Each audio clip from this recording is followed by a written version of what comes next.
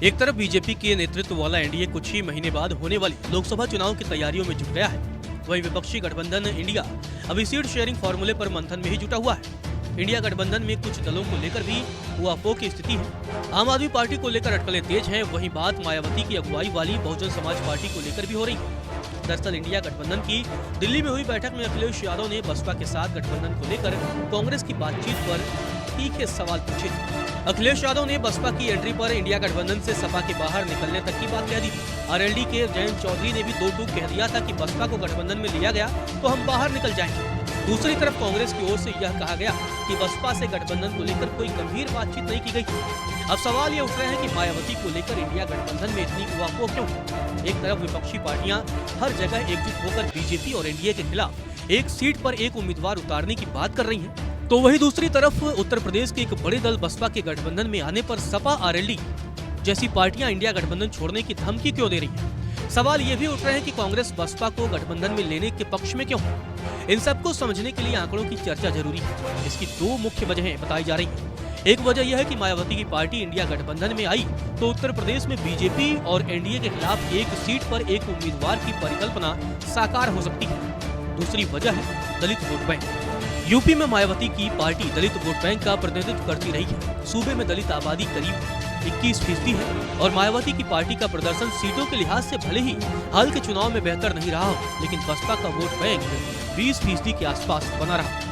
बसपा तब भी 20% के करीब वोट शेयर मेंटेन रखने में सफल रही जब पार्टी यूपी में खाता तक नहीं खोल सकी थी। साल 2014 के लोकसभा चुनाव में बसपा का खाता तक नहीं खुल सका था, लेकिन पार्टी को तब भी 19.8% वोट मिले थे। सपा को तब 22.5 और कांग्रेस को 7.5% वोट मिले थे। ऐसा तब था जब सूबे में सपा की सरकार थी। साल 2019 के लोकसभा चुनाव में सपा और बसपा गठबंधन कर चुनावी मैदान में उतरे। तब बसपा को 19.4% वोट शेयर के साथ 10 सीटें और समाजवादी पार्टी को 18.1% वोट शेयर के साथ 5 सीटों पर जीत मिली थी। कांग्रेस का वोट शेयर गिरकर 6.4% पहुंच गया था। कांग्रेस की कोशिशों पर सपा और आरएलडी ने ब्रेक लगा दिया है। अब सवाल ये उठ रहे हैं कि बसपा के गठबंधन में आने से आखिर सपा आरएलडी का क्या नुकसान है, जो ये मायावती की पार्टी को साथ लाने के खिलाफ है। इसकी जड़ में सीटों का मसला है और 2019 के चुनाव में गठबंधन का अनुभव बताया जा रहा है। 2019 के चुनाव में सपा बसपा साथ लड़े, लेकिन शर्तें मायावती की ही चली थी। बसपा ने 38 और समाजवादी पार्टी ने 37 सीटों पर चुनाव लड़ा। जयंत चौधरी की पार्टी के हिस्से में महज 3 सीटें आई थी, जबकि अमेठी और रायबरेली से गठबंधन ने उम्मीदवार नहीं उतारे।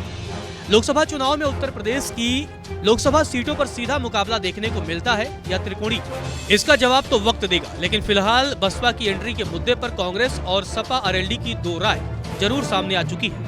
अब एक तरफ एक सीट पर एक उम्मीदवार की परिकल्पना को साकार रूप देने की सोच है, तो दूसरी तरफ सपा आरएलडी की अपनी चिंताएं।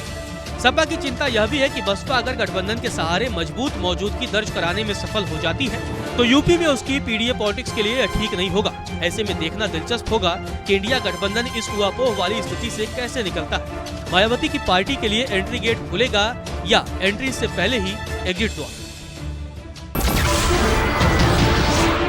नमस्कार, मैं हूं मानक गुप्ता। अगर आपको हमारा ये वीडियो पसंद आया हो तो इसे लाइक और शेयर जरूर करें, और हाँ, हमें सब्सक्राइब और फॉलो करना ना भूलें ताकि आप देश और दुनिया की कोई खबर मिस ना करें। तो जुड़े रहिए हमारे साथ और देखते रहिए न्यूज़ 24।